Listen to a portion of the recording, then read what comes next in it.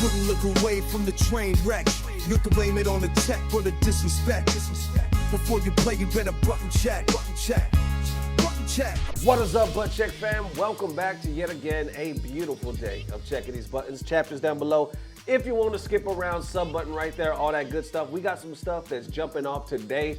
Exciting stuff that's actually jumping off like starting tomorrow. Either way, we're about to check all these buttons. Without further ado, let's go. All right, now into the first set of FGC actually talking shit to Knee, because he was speaking his mind, expressing his opinion, and then Knee actually coming around to apologize buttons that need to be checked. So remember yesterday, I'm not sure if you guys saw it, we were talking about Tekken or Bandai dropping the worst collab in fighting game history. It was the absolute laziest, worst thing we had ever seen. Well, right before that story, I was saying, man, there's a lot of stuff going on in the Tekken community right now.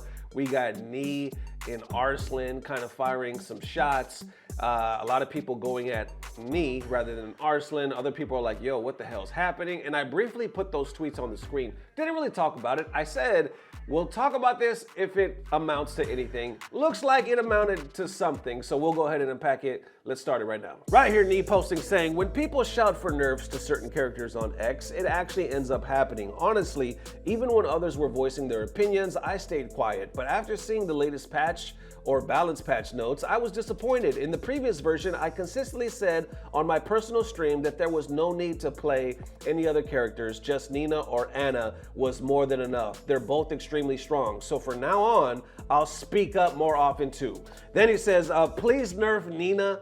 Honestly, in season 2, she's much better than Brian. Namco's balance team shouldn't listen to absurd opinions from people who don't even play Brian, but still demand nerfs. I played both Nina and Anna extensively, and this is the conclusion I've come to. Both Nina and Anna need nerfs. That has over 2,000 likes. FGC coming at him saying Nina is way better character than Brian. Brian has better damage, CH tools, safer, way stronger heat than Nina. Movement is better approach tool than Nina, also plus OB along with Taunt Jet BS. You want the Williams nerf to win against Arslan and Atif. Damn. All right, and I see other people saying that as well, but continuing on, Knee fires back. He says, they were the ones that kept bringing up Brian for political reasons first. Did you forget? If you know that, don't say something this stupid. Damn. Others are saying, oh great, the resident Brian player is trying to make this all about us when his fucking character is barely even nerfed. Continuing on saying, man, even Knee is crying about his character getting nerfed and putting forth other characters who should be nerfed before his main. Was it the sentiment that everybody should be nerfed? What has Tekken 8 done to my legends, man? And it doesn't stop there. Others are basically calling it a joke. Yeah, you see that. It's not stopping. And these are just some of the tweets. And bro wants Arslan and Atif nerfed. They're wrapping it up right here saying, I told y'all Knee was petty, LOL. All right, so yeah. That's kind of what popped off. I think it was just yesterday. Well, apparently today, Knee has had a change of heart. He goes on to say that I guess he was just about to talk some more shit or post some more stuff that he thought about it. Was like, you know what? I think I'm going about this the wrong way. Let's unpack. Right here saying, I want to apologize for my tweet yesterday. Today I was about to make a post about a specific character, but suddenly I thought, what am I even doing? I came to the conclusion that I don't want to be somebody who acts like that. As a professional player, I believe it's our job to prove ourselves through skill, and I'm not gonna cry out for nerfs or call a character top 2 and demand changes. That kind of bullshit is childish. Damn, that kind of bullshit is childish. Also, if one of my posts ends up influencing a nerf, that could upset or disappoint people who enjoy that character, right? So I'd rather not do it. Yesterday's post was made in the moment of anger and I regret action on impulse. I sincerely apologize for that. The reason I've been staying quiet about balance lately is because I want to trust B&E's approach to it. But seeing how companies on X or complaints on X about certain characters or moves often lead to actual changes in the next patch, I don't think that's a healthy direction for the game. Still, I do hope to improve, and above all, I hope everybody can enjoy the game. Have a great day. That has almost 4,000 likes. And you can see the FGC reacting. Most of them are calling him the GOAT or say you don't need to apologize. Somebody says, it's okay, man. At least you stayed clean from steroids. What the fuck? At least you stayed clean from some steroids. Yeah, FGC Wild Online. But either way, there you have it. And like I said, like even with the quote retweets and all that, damn near every tweet I saw was applauding Knee. Like, this is the champion attitude that we need. That's what's up. No need to apologize. Just keep it pushing. How y'all feeling about that? Knee looks like in his follow-up made it clear, like, nah, it does happen. People complain on here, and then we see balance changes because we see certain amount of complaints. That's not a healthy way. We need to get away from that. He almost took that approach too, because he was like, this is bullshit. But then others called him out saying, nah, you want your opponents, you want some of your biggest rivals to be nerfed. That's not the way. You know, I don't know if he ever came out and said, well, actually he did, right? He said, like, they brought it up first. They brought him up first for political reasons, I guess, Brian. So if you know that, don't say something so stupid. So I guess there's a bigger, deeper story to how this all came to be. But either way, at the end, it just sucks. It sucks that the pros are in a state in Tekken that I feel like, I don't know, I haven't seen them like that in a minute. It sucks, right? Because it just feels like the state of Tekken period is in a crazy ass spot. I saw Maximilian literally just posted a video as I'm recording this saying, who or what can save Tekken 8? And he's talking about the collab that we talked about yesterday. So like I said, it's on everybody's radar. I don't even have to see the video to know what it's about, but you already know. It's not looking good, man. I feel like even the pros are kind of in panic mode, just trying to fight for whatever little bits they can. I saw a video on the Score Esports, literally just like yesterday, and the title was The Good-Ass Game That Reclaimed Its Throne, The Story of Tekken. And I was like, damn. How the mighty have fallen. That video is 5 years old, and it was talking about the resurgence, like what Tekken 7 did for the scene. I'll play a clip of it right now. Tekken 7's meteoric rise finally put it back on the same level as its competitors, and that recognition finally let these stories, years in the making, reach the masses. Tekken has the best gameplay, the best moments, and the best storylines. It has to be taken seriously as a competitive fighting game. It's unignorable. Look, there's just no way on earth you can ignore Tekken 7 right now, right? It's got the best looking game, it's got some of the best gameplay, I think, it's got some of the best storylines. A couple other fighting games this generation kind of faltered out of the gate, and they're great now, but they took time to get there. Tekken 7 came out great and has only gotten better, and it's only gonna keep getting better. So that comes to mind, because you look at that and like, it started off okay, it started off pretty good. Tekken 8, Season 1. Season 2, we was in high hopes, and then all of a sudden, boom, atomic bomb. Holy shit, and it's just, the smoke hasn't cleared. And it's filled with radiation. You know what I'm saying? So I don't know what to tell you. I would like to think they'll bring it back. They'll get it back somehow. Maybe Season 3. Maybe Season 7. Shit, I don't know. What I'm trying to say is, glass half full.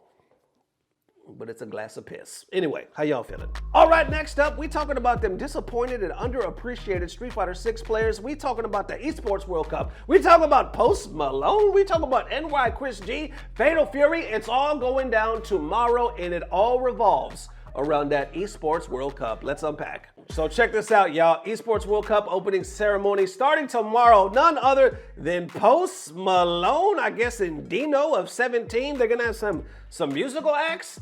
And I think that the difference between Riyadh and, well, at least where I'm at in Texas, I think it's 8 hours. So I believe around 9 or 10 a.m., it's gonna start around, I guess that would be like 6 p.m. over there. So it's gonna start around that time. Now that's just a rough estimate, but you could also look it up right there. Fatal Fury, Thursday, 1800 hours. Then you see Friday 20, and then 20 again for the finals, wrapping up on Saturday. So it's here, and they're already posting pictures. You got the pros over there. I saw Chris G. Check this out, poor Chris G. He got to go against Xiao Hai right off the bat, Group A. This man, the gods is against him. Xiao Hai, look, even he posted this saying, it's clearly the hardest for me. And then he's gonna post right here, no way am I really getting screwed like this. I got the 3 Billies plus Xiao Hai. This game sucks. I can't wait to go back to being a Street Fighter player. Damn, the 3 Billies plus Xiao Hai. Somebody posted this saying, that Group A though, and Chris G was like, come on, man. That's pretty much what it is, bro. You got to go up nothing but damn sharks. Big Bird saying top 16 makes more than 4th place at Cap Cup, by the way. Ooh, this is when the money starts. The underappreciated, frustrated Street Fighter 6 players right here, because they started to point out the money, right? Which we've heard this before. Just a Kid says, making Cap Cup looking like it's not even worth it out here for all the hard work. Continuing saying, keep in mind of this, if you win your World Warrior Finals and go 0-2 at Cup, you will still get less money than EWC for just simply losing in groups. Continuing on, Totokai right here says, not only that, but you're also forgetting these orgs value someone who qualifies for EWC way more than somebody who qualifies for CC because of the esports ecosystem the EWCs brings to the table. So you're getting more than just prize money, basically. Going even deeper, somebody says, and coming first at CC or Cap Cup pays double. But Big Bird says, yup, and fuck everybody else. Great business plan. There you go. You already see where they're going. Somebody else again says, no interest to watch that though. Everybody will win money. We prefer Capcom Cup with only one winner. Big Bird responds again saying, the players aren't dancing monkeys whose only purpose is to entertain you. What the fuck is wrong with these people? Also, I'm pretty sure everybody's noticed EWC prize keeps getting lowered every year. It's still 1 million total. However, nobody really cared or complained because they cut some of the top placements to give lower ones. Everybody gets a nice amount. Mena RD responds saying, in fact, I love it. I don't care as a winner if I get 50K less. If it makes qualifying for everyone worth it, they are doing this right. Big Bird says, yup, absolutely. It's one of my favorite things about the EWC. They keep changing things to appeal to everybody and keep all happy. Wrapping it up, you see the prize split right here. First place is $250. Second, $130. Then you go 55, 35, 22, 15. But look at that. 5 to 8th place gets $35,000 all the way. 25 to 36, $5,000. And then wrapping it up, what was that? 37th to 48th place, $2,500. You could come in 48th place and almost get $3,000. So there you go. Okay, so for one, I knew the EWC was gonna come up so damn quick and I wasn't gonna be prepared for it. Like I saw it coming, I saw it on the radar, but I was more focused on Evo, you know, and then here we are. Now they're gonna have an opening ceremony, they're gonna do it big. It literally starts tomorrow. I'm not gonna live stream it, but I'll definitely guys keep you updated on, you know, what happens on that first day. We're gonna have Fatal Fury. It sucks, because I was going for Xiao Hai. I was also going for Chris G. That sucks for Chris G, man. I hope he gets a higher placement, you know, get him some good money.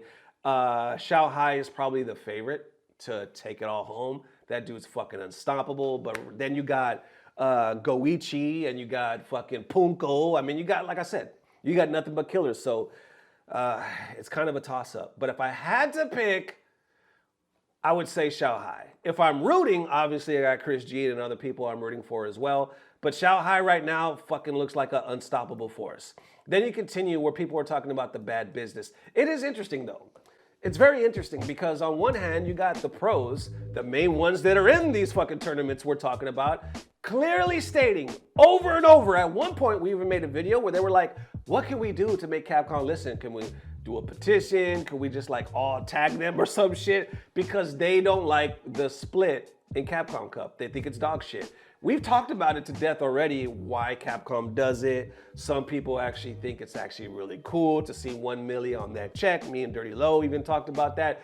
But at the end of the day, the people that make the tournament, as far as like the players, I mean, they've spoken multiple times. We don't want this. We would rather take a pay cut, even Mena said it. We would rather take a pay cut and make it worth people playing exactly how they're doing at the EWC. But then you got randos online saying, we don't give a shit. Like, we want the action. We want one winner to take it all home. Big Bird over like, this is a fucking horrible business plan. Just fuck everybody, right? What a great business plan. And then he goes on to say, we're not dancing monkeys with our only purpose is to entertain you. We're actually people. We're just trying to out here make a living. And you know, when I think about it though, even though EWC is doing it right when it comes to the split, as far as the equality, you know, players are concerned, making it worth it. You know what I'm saying? Like, let these people get some money. I will say though, it's a shame because they do seem to be doing it right in that sense. But when it comes to overall, I would say, not even production, because they have good production, but when it comes to overall viewership, when it comes to overall engagement and hypeness, I don't think they come anywhere close to Capcom. Capcom has just been around a little longer, right? Well, not a little longer, a lot longer, but you know, they got that prestige. It's fucking Capcom Cup. We've been around doing it for a minute. FGC is all about it. EWC is still fairly new, different time zones, all this other stuff. Well, then again, fucking, what was it? Cap Cup was in Japan last year, so that was different as well. But anyway, what I'm trying to say is Cap Cup, even though the players don't necessarily agree with the money, and maybe at times even have less money because it seems like the EWC keeps adding fucking money, well, when it comes to Fatal Fury, it just seems like Cap Cup still wins at the end of the day, as far as like people actually rather watching that than the EWC. So I think one day they'll get to that point where everybody's used to them, everybody's watching and everybody's on board and like it's too big. It's too big not to get on board. And then they will be the fucking Super Bowl, the end all be all, but like, yo, EWC, this is where we go. These are the guys. Not to say that Cap Cup and other stuff won't be a thing, but I think the way they're going, eventually they'll be there. But right now, they got a shitload of money. They got some good, the production, they got the commentators, they got the players, obviously they got the talent. They just don't have right now the swag, or I should say the momentum that Cap Cup does, even though they obviously are doing it better. Anyway, but time will tell. How y'all feeling? Let me know. And that it is, Butt Check family. Definitely let me know how you are feeling. Thank you guys for tuning in, man. Today is Wednesday. This will be the only video of the day, but tomorrow we will be back with 2. I hope you guys enjoyed the 2 I posted yesterday. Man, it was hella late yesterday. I posted one in the early morning, and then I posted one like 2:30 at night. 2:30 in the morning, some crazy shit like that. So either way, hope you guys enjoyed that, and we'll see you tomorrow. Don't know what it is, but I know EWC officially starts tomorrow. It's about to get better. Love y'all, fella. Peace. Blah, blah, blah. Subscribe.